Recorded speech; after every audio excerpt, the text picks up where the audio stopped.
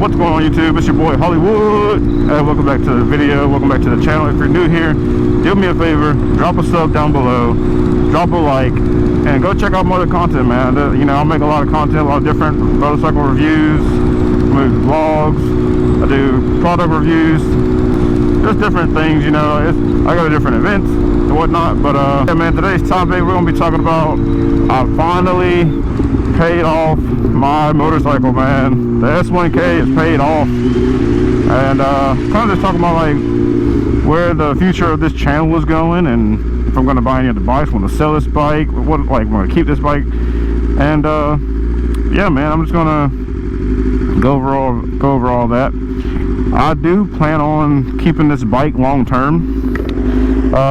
This bike hasn't given me any problems, man. And I really love this bike. I couldn't see myself selling this bike. Now, I do have, like, if you watched my previous video, I do have a couple things I want to do to it, as far as like I want to add lever guards, and then I want to add straps to it.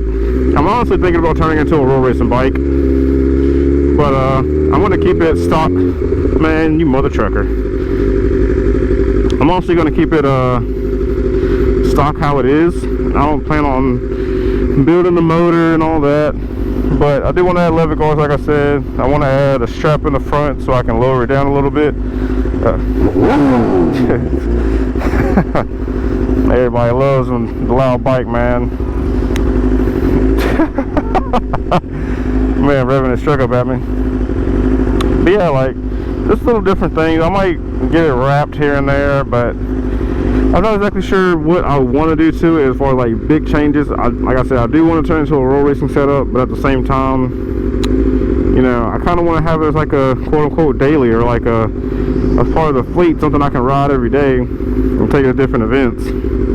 Now, I am looking at getting a track bike, probably not anytime soon, just because, like, track bikes, I'm not gonna say they're expensive, but like you gotta dump a little bit of money into it to get it started, and then the track days in general are expensive. You gotta buy power, you gotta bring food, trailer, extra gas, stuff, little different things like that. Then obviously pay your track fees. But yeah, man, I was on Marketplace the other day. I saw a couple months ago, I saw a fully tracked out R1 ready to go, selling for a really good price, had low miles, came with all these stock parts, and I was like, man, I'm looking for a track bike. I'm not like everybody knows, I'm not an R1 guy. I don't like the way they sound. Power delivery is not there. You gotta do a lot to it to give it like to really unleash that bike. But man, I was really considering it, but I just didn't have the money, obviously. But I still don't have the money now. That's what I'm saying. I don't know what I want to do as far as the future of this channel. Yeah, hopefully I do want to start getting into track days, but I would obviously take my S1K there first. This is like, I know this bike the most, and I freaking love this bike. I take it up through corners and mountains all the time, and I can just really manhandle this bike. And I've already taken this bike to the Tail of the Dragon. I do plan on going in like a month or two in October, whenever Slammed Enough comes back. Just don't know if I'm going to be able to go. I'm still working on a few things with my job. Whenever you see this video, I will already either have my job back, or I'll be going to a different department. It just depends, and I'll probably make a video on that too. But yeah, like, I do want to end up obviously having both bikes, so like a daily like street bike, and then obviously something I can take to the track, because you know S1Ks are super expensive already, and as far as like parts goes, I'm gonna go down the track, man. On this bike, it's like, if it's my daily bike, I'm gonna be up shit creek trying to get parts just to get it back riding again, let alone it being good for the track. Man, I recently switched over to GP shift, and I'm really liking it, man. I don't know why I haven't switched over before. Like, it's super fun. Like, it's pretty easy to learn. Well, take that back. I'm an easy person to. Oh my gosh, I'm having a stroke right now. I'm a type of person that I can adapt pretty easily to my surroundings and different things. So switching over to GP shift wasn't really anything for me.